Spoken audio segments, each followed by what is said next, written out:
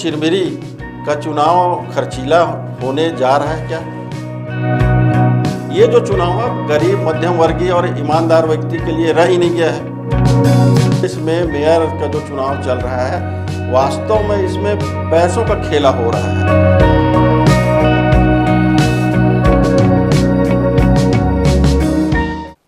छत्तीसगढ़ में 11 फरवरी का दिन जो है निश्चित रूप से बहुत लोगों को तनाव देने वाला है।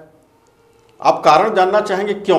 क्योंकि 11 फरवरी को प्रदेश के 10 नगर निगम में प्रथम व्यक्ति के लिए होने वाला मेयर का चुनाव, साथ ही साथ उसके साथ साथ भारी संख्या में पार्षदों का चुनाव, उसका परिणाम निकलना है।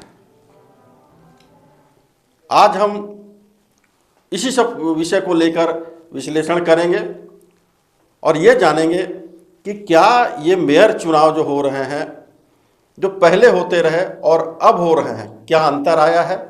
क्या चुनाव खर्चीला होते जा रहा है?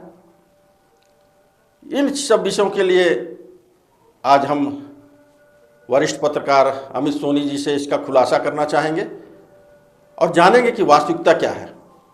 नमस्कार, मैं श्रीकांत और आज इस विषय पर हम अपनी परिचर्चा करेंगे। अमित जी कैसे हैं? बढ़िया। निगम चुनाव का बिगुल प्रदेश में बजाने के बाद आप काफ़ी शांत आप दिख रहे हैं, लेकिन प्रदेश में तो हलचल मची, खासकर वहाँ पे कि जहाँ पे नगर निगम चुनाव होने जा रहे हैं।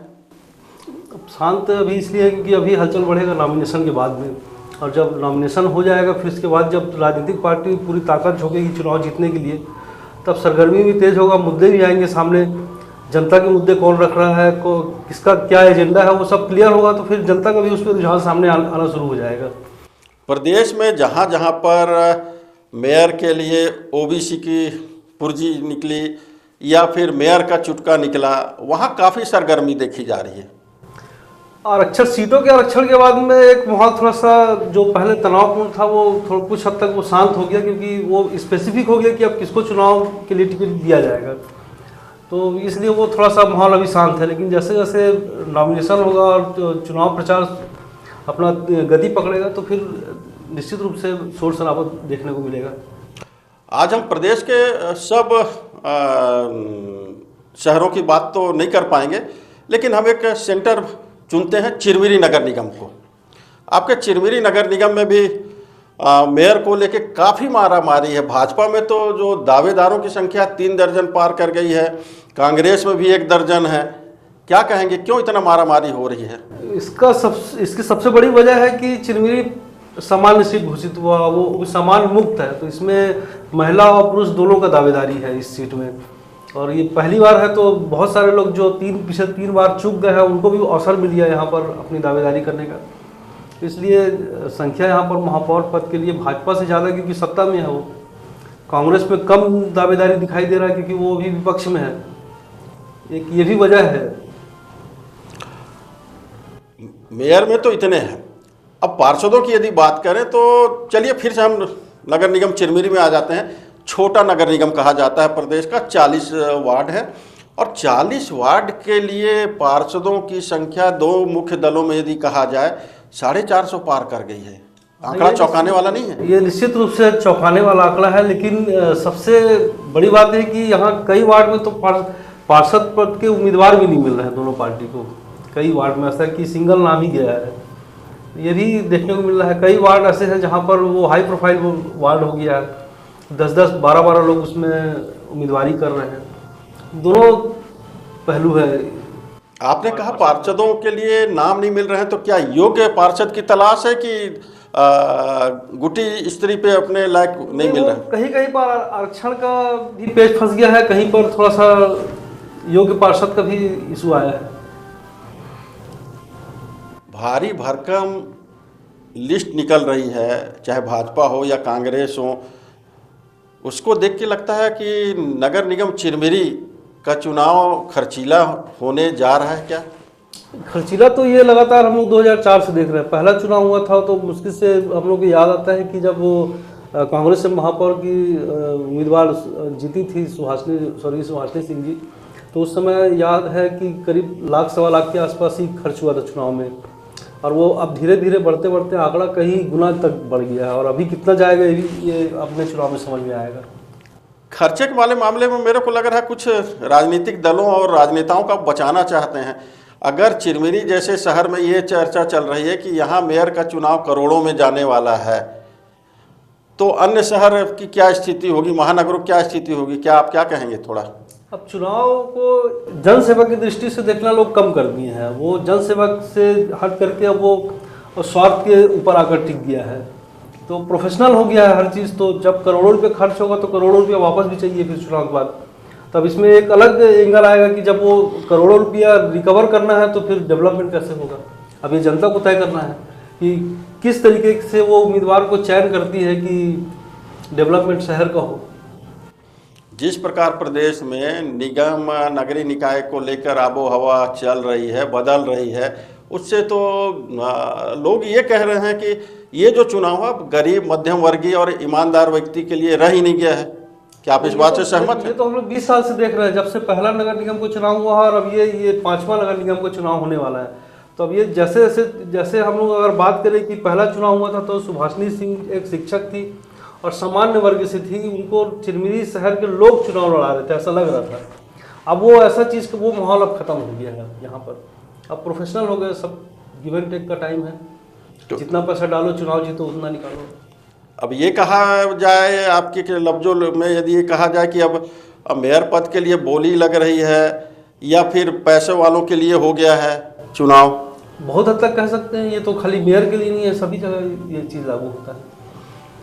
मेयर चुनाव में जो निर्वाचन द्वारा जो सीमा तय की गई खर्च की 15 लाख, क्या वास्तव में 15 लाख में मेयर का चुनाव लड़ा जा सकता है क्या? ये तो जनता को तय करना है। 15 लाख का आंकड़ा जो आप दे रहे हैं, मेरे को लगता है कि उससे भी कम खर्च वहाँ पर शो होता है, लेकिन एक्चुअल में जब चुनाव प्रचार अभियान चलता है तो पब्लिक देखती है सब, वहाँ तय हो जाता है कि कितना खर्च हुआ है, नहीं हुआ। एग्जैक्ट आंकड़ा हम लोग नहीं दे सकते इसके बारे में।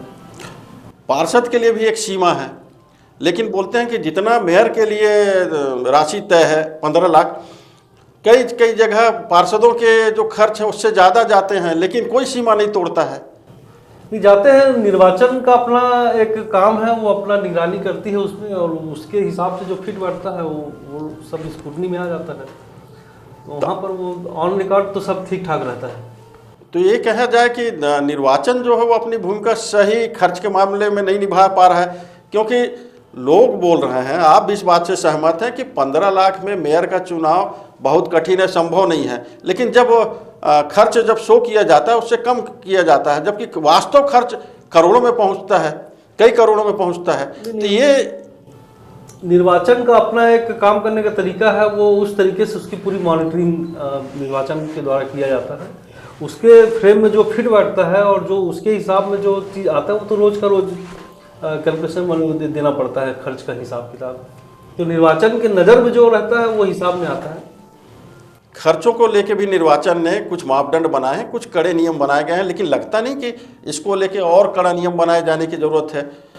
मेरे ख्याल से जितना कड़ा नियम बनाना चाहिए था वो बन गया है, लेकिन अब वो बहुत सारा चीज़ होता है, हो जाता है। ये लोगों की बात कहें कि पूरा प्रदेश में मेयर का जो चुनाव चल रहा है, वास्तव में इसमें पैसों का खेला हो रहा है।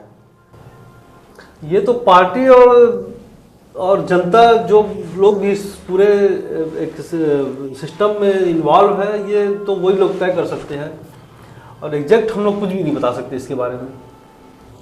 अगर कुछ जिलों की बात करें तो हर जिले के लिए हर पार्टी का जो प्रत्याशी को तय करने का मापदंड है वो कुछ सीमित लोगों के हाथ में है। अगर हम एमसीबी जिले की बात करें तो यहाँ बताते हैं कि भाजपा की बागडोर स्वास्थ्य मंत्री श्याम बिहारी जी के हाथ में है। अब वहीं कांग्रेस की बागडोर डॉक्टर चरणदास महंत ने संभाल के रखा है।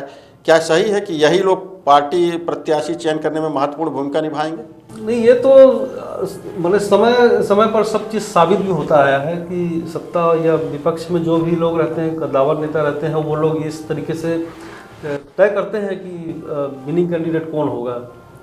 तो इसका उनका अपना एक सिस्टम है, वो फॉलो करते हैं, कितना फॉलो करते हैं नहीं करते वो अलग बात है।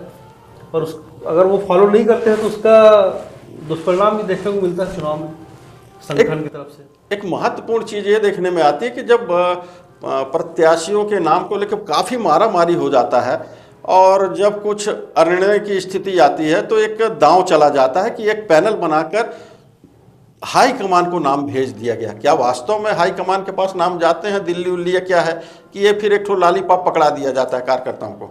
ये नाम जाता होगा बिल्कुल, अगर आप भेज रहे हैं तो नाम जाता होगा, लेकिन नाम तय होता है उसमें। जहाँ तक लगता है हम लोग को, हम लोग इतने समय से पॉलिटिकल और जर्नलिज्म से जुड़े हैं, तो हम लोग को ऐसा लगता है कि ये सिर्फ माहौल शांत करने का तरीका रहता है कि सबका नाम गया वहाँ पर, वहाँ तय हुआ। आखिरी सवाल आपसे, क्या पैसे में इतनी शक्ति है कि वो चुनाव को प्रभावित कर सकता है? मैं इस बात को बिल्कुल नहीं मानता कि पैसे से चुनाव प्रभावित हो सकता है, क्योंकि मतदान जनता को करना होता है और जनता, ये चिरमिरी शहर में दिखा है समय समय पर कि पैसा तो बहुत खर्च किया गया लेकिन परिणाम बिल्कुल उसके विपरीत आया। मेयर हो या पार्षद के चुनाव हो, उसके लिए जो निर्धारित मापदंड खर्च के लिए तय किए गए हैं, अब निर्वाचन आयोग को यह तय करना है कि जो भी प्रत्याशी किसी भी पार्टी के हों, क्या वास्तव में उस मापदंड का पालन कर रहे हैं या फिर नियमों को तोड़कर कमज़ोर, ईमानदार और गरीब को अंगूठा दिखा रहे हैं।